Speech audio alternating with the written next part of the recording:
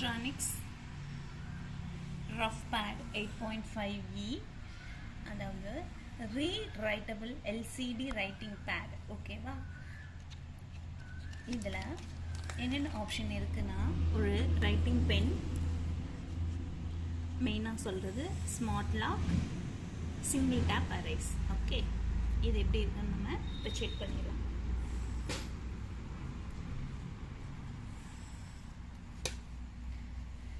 இதாங்க அந்த rewritable bad.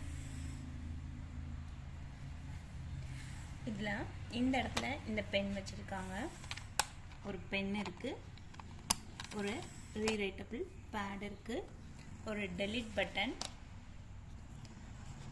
Okay, இந்த இடத்துல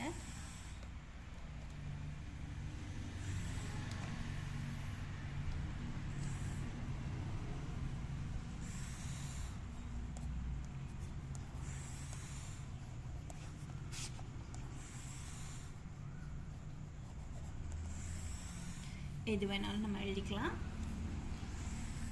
நம்மளுக்கு இது வேண்டாம் அப்படின்னா என்ன செய்யலாம், இந்த பட்டனை நம்ம கிளிக் பண்ணால் அது டெலிட் ஆகிடும்.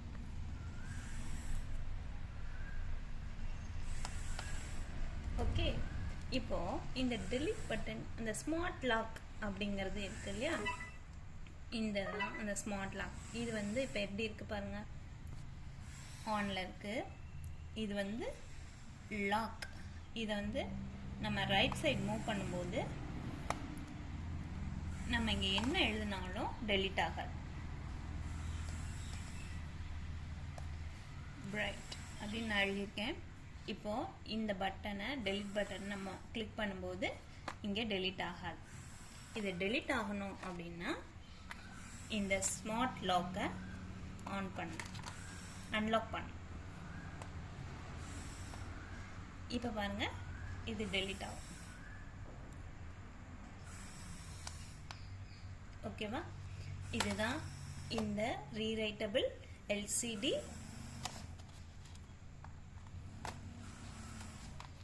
பேட். Rewritable LCD bad.